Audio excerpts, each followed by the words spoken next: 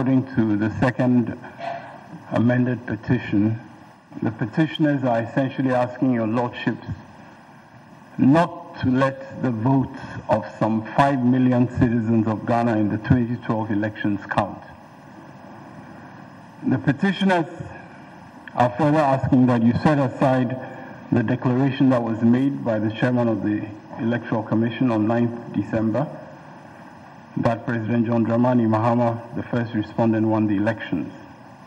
And they go on to ask you, after you agree to the attempt not to let almost 5 million votes count, they ask you to accept a new computation that they have made of results, whereby the first petitioner becomes the victor of the elections. And they ask your lordships to make a declaration accordingly, substituting for the declaration that was made on the 9th of December. These are the stark claims that the petitioners are making before you. In asking that you not let those almost 5 million votes count, they admit that none of those voters did anything wrong. They also admit that no one voted more than once. They are not claiming that anyone who was not registered to vote, voted.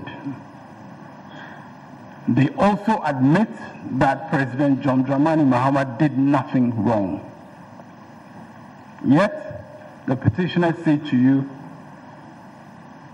do not let the vote of so many millions who cast their vote for President Mahama count, and also do not let fewer millions that voted for the first petitioner, don't let their votes count either. And then you will end up with the results that they desire. So effectively, my lords, the petitioners are asking you to impose a retroactive penalty on people who stood in line for hours and cast their votes. Their votes were counted as valid votes. And they are now asking your lordships to annul those votes retroactively, effectively. Now, the Constitution of the Republic is very clear in terms of not countenancing such retroactive penalization in our respectful submission. Not only because of the clarity with which the right to vote is expressed in the Constitution, in Article 42, a matter on which your lordships have ruled and have expounded very clear principles, but also because even in respect of criminalization, Article 19(5) of the Constitution does not allow the imposition of such retroactive penalties. And our submission is that effectively what the petitioners are asking you to do is in the nature of that kind of penalization. But my lords, in this case also, faced with the need for evidence to be provided to discharge the burden of proof that lies on them, the witness of the petitioners essentially disqualifies himself from being able to give credible testimony. He says, you and I were not there and all that, basically under the terms of the evidence laws of this country. Somebody who lacks personal knowledge of the issues in controversy has no capacity whatsoever to give testimony that your lordships can rely on to make the kinds of declarations that that person is seeking. And my lords, This witness actually let his side down also in fundamental respect. This witness claimed, and he repeated it in testimony, that the documentary evidence that he was providing was in respect of the 11,842 polling stations, in respect of which, according to him at the time of his testimony, they were now seeking to have the annulment made. In his affidavit, he insisted that there were 11,842 spread into 24 categories, according to paragraphs 44 to 67. And he then gave votes in respect of each category for annulment. So basically, my lords, 11,842 polling stations is what we were entitled to expect. And he insisted in cross-examination that these were the polling stations reflected in the pink sheets that he had provided. So he repeated this in the affidavit on oath and in the witness box on oath as well. Now, my lords, this claim proved to be false. It proved to be false eventually because your lordships ordered a referee to take account of the pink sheets that have been provided and to determine the number of polling stations in respect of which these pink sheets had been provided. The count was clear. The evidence of the representative of the referee, KPMG, came out clearly. The number of polling stations reflected was no more than 8,675, a far cry from what was alleged by this witness. Clearly not a truthful witness. My lord, so we moved from a situation where 11,916 had been alleged in a second amended petition to 11,842 in his affidavit, and then come cross-examination, my lord, that number began to go down further. The witness said he was deleting first 83, then later a list of 704 polling stations got out. So he was left with 31 or something. Then, my lords, this process actually continued because what we now have in the closing address of the petitioners, and respectfully, my lords, this is the closing address of the petitioner, where we now have a claim, not in respect of 11,100 and whatever, but now it is 10,119 polling stations. Before that, on the last day but one of cross-examination of counsel for the petitioners in respect of Dr. Farijan, he had given yet a different number, 10,081 polling stations. My lord, these shifting sands cannot be a basis for your lordships properly to accept that petitioners are giving you a basis in evidence for what they are seeking in their petitions. Now, my lords, the matter gets even more serious because even within these 10,000, as they now allege, we have shown clearly that you cannot even depend on those kinds of numbers for testimony. Because, my lords, within this 10,000, on the face of it, there are exhibits that are outside the range of the affidavit of Dr. Baumia, and Appendix E4 of the KPMG report lists 339 polling stations in respect of which we are talking about outside the range in the P series alone. 339 polling stations are immediately ineligible for any use by your lordships, just on the basis that the affidavit of Dr. Baumia says P series, MBP1, MBP, and then MBP 1 to 6822. And then you find exhibits that go above 7,000. Now, my lords, those clearly are not meant to be evidence in support of any of the claims in the affidavit. But, my lords, the matter is not only related to the P series. There are other ranges, as the KPMG series report shows, other ranges, particularly the K and the H, in respect of which also there are respectively 13 and 12 exhibits that are outside the range, which mean that another 25 polling stations are ineligible for your consideration. But, my lords, in their address, this confusion is further compounded, because in their address, my lords, we have exhibit ranges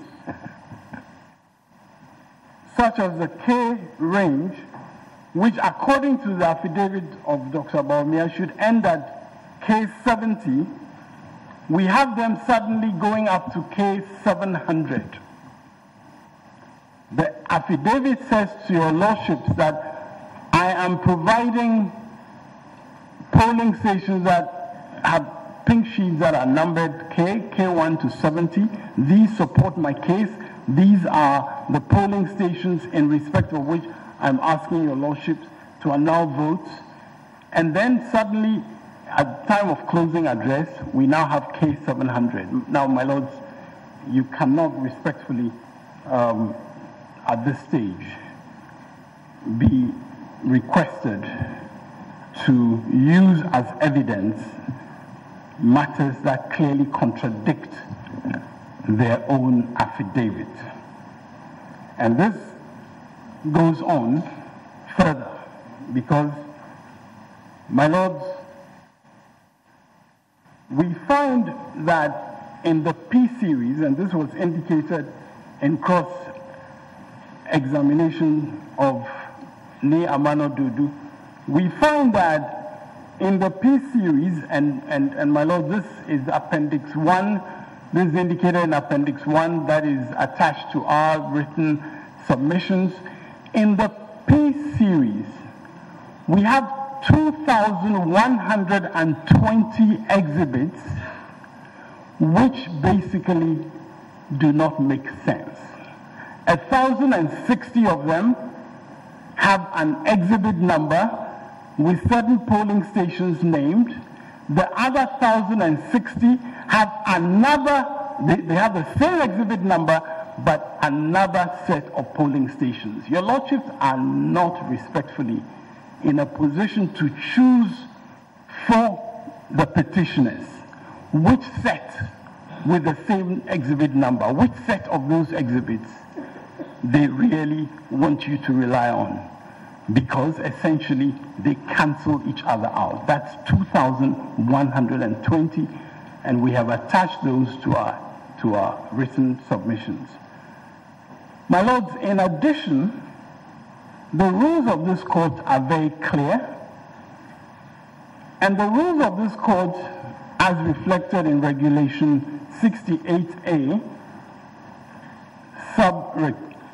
Subregulation 2, provide that the petitioner shall provide not less than 7 copies of the petition for use of the justices of the court and for service on all the respondents and on the Electoral Commission, unless the Electoral Commission is a respondent in the proceedings. My lords, the KPMG report is clear. In respect of many instances in the P series, they have not even provided that 7, or they have not, in some cases they provide 1. And so, my lords, respectfully, we are submitting that those 1,725 polling stations that are reflected in our Appendix 1A to our written address, those 1,725 are also unavailable as testimony of any sort in this case, because, my lords, those exhibits were filed in a single set and they still remained in the custody of the registry. Clearly, they had not been made available to the respondents, and they certainly have not been made available to your lordships, and they cannot be made available to your lordships. And my lords, respectfully, we also have the situation, which we indicate in our written address, where 93 of their exhibits are not within the further and better particulars. So all these exhibits, and respectfully, if you add their own deleted stations, deleted polling stations, we're talking about more than 5,000 of this 8,675 count, which are simply unavailable as evidence. And my lords, this is not respectfully just a matter of some technicality of not following regulation 68A in terms of the number of documents that you file. This respectfully goes to the heart of the issue.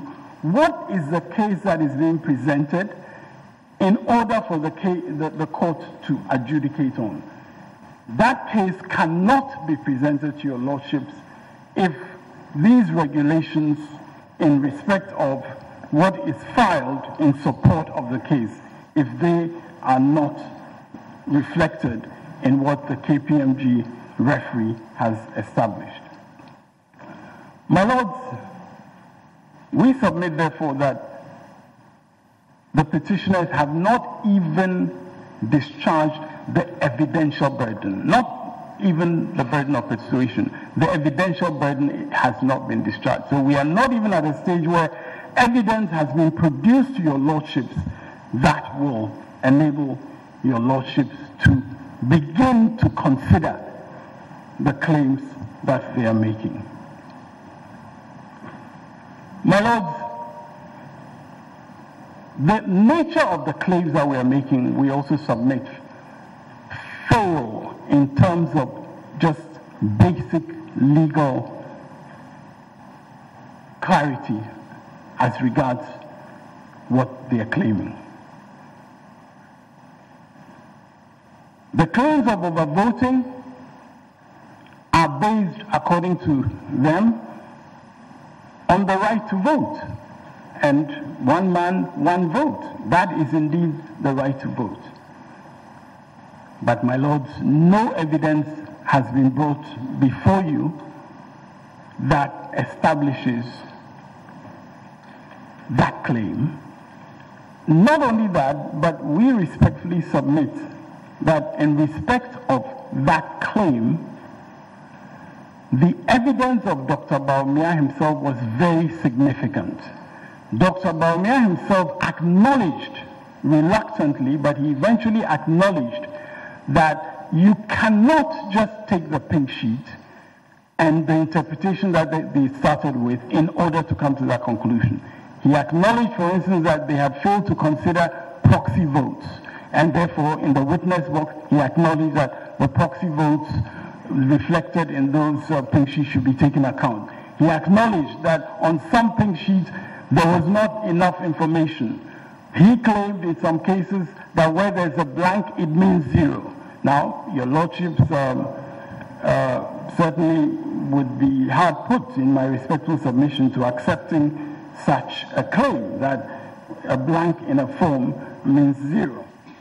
And we respectfully submit that with all the admissions that he himself made, his constant refrain that the analysis remains the same cannot be truthful. It cannot be truthful simply because if you delete polling stations, if you delete certain claims that you have made earlier, you cannot have the same numbers, especially if you do not substitute something in place of those that you've deleted. So, my lords, based on the admissions of Dr. Baumia alone in respect of this category, where many times he acknowledged that the claim could not hold after he himself did his calculations in the witness box, it is clear that that basis does not exist. Now, my lords, in respect of the claim of voting without biometric verification, I respectfully associate myself with the submissions that have been made earlier. In respect of this, also, it is quite clear that they failed to make their case. My lords, in respect of the absence of the the signature of a presiding officer, again, we respectfully invite your lordships to notice that Article 49(2) of the Constitution, on which they place so much reliance, that article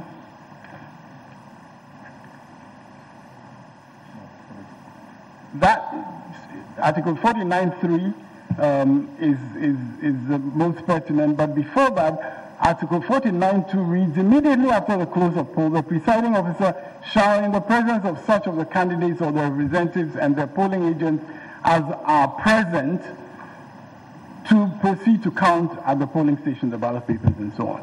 So, my lords, the role of the polling agents in respect of the counting process, and it goes on in 3, the presiding officer, the candidates or their representatives, and in the case of referendum, the parties contesting or their agents and the polling agents, if any, shall then sign a declaration stating A, the polling station, and B, the number of votes cast in favor of each candidate, and the presiding officer shall then announce the results of the voting at the polling station. Now, my lords, it is not only the presiding officer who is required to sign, the polling agents also, if they are present, are required to sign.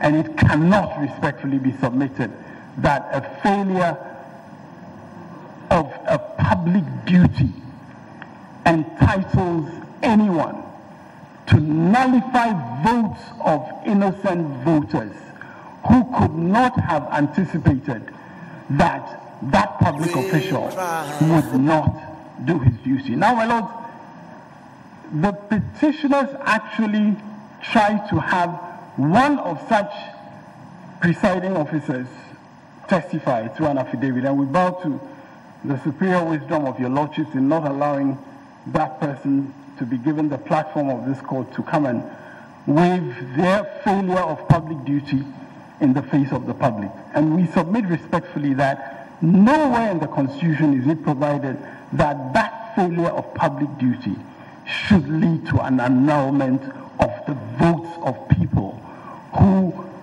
had done nothing wrong and who did not in any way expect that that public official would do anything wrong. My lords, I respectfully also invite your lordships to note that both in that Article 49(3) and in the CI 75 Regulation 36, the matters in respect of which there is an obligation on the presiding officer to testify and to have the polling agents attest is in respect of the results, the counting of votes. Those are the matters dealt with there. The ballot accounting part is relevant, but it is not one of the matters in respect of which the Constitution or the constitutional instrument make provision. And you cannot, through your interpretation of that ballot accounting portion, seek to nullify the impact of the votes that were attested. Effectively, those votes were acknowledged on the face of the pink sheets themselves to be valid votes and counted as such, and they cannot now retroactively be discounted. My lords, the most outrageous claim of the petitioners is in respect of serial numbers. As counsel for the second respondent has expressed it, it is the weakest link in an already weak chain. And my lords, that claim really is not borne out by any legislation, not borne out by any constitutional formulation. But my lords will notice that that claim is the basis on which over 3 million votes are being sought to be allowed. It is a claim that Dr. Baumia admitted he didn't know of the law and any law under which it was being made. And, my lords, that claim is actually not just the weakest link, but it also appears to be the Achilles heel of this whole petition. Because, my Lord, it is in that category of the claim that we find this incredible attempt to bring up more and more polling stations, ending up in the confusion of exhibits that we have indicated previously. Because as they threw in more and more exhibits in a jumble, they could not even tell that the exhibits were contradicting each other. They could not tell that the exhibits were not even being supplied according to the rules of the court. And they ended up, my lords, with those almost 4,000 that are in our appendices 1 and 1A, which your lordship simply cannot have any use for. My lords, it is also pertinent to indicate that the petitioners made it quite clear, especially in Dr. Bawumia's evidence, that their whole investigation was in regard to 24,000 polling stations. Not the 26,002 polling stations in this country. Their whole investigation was tied to 24,000. Respectfully, my lords, you cannot be asked to make a declaration such as they seek based on evidence related to 24,000 polling stations, not 26,002. Especially, my lords, when what they have eventually brought reflects selectively what they find favorable to them. Even if your lordships were to decide, for instance, that blank means 0 on pink sheets, your lordships will respectfully then have to have the whole universe of 26,000 pink sheets inspected in order to determine wherever blank is, blank means 0. If that was to be your lordship's decision, that would be the nature of what would have to happen. So, respectfully, my lords, we believe that this petition has been shown to be factually empty in terms of not having any supportable evidence being produced. It has been shown to be legally pathetic because the claims that are being made have no legal standing whatsoever, especially this claim about serial numbers. The petition has also been shown to be poor in arithmetic because you cannot have the same numbers when you're reducing polling stations, and certainly extremely poor in logic, and we might add deficient in statistics as well.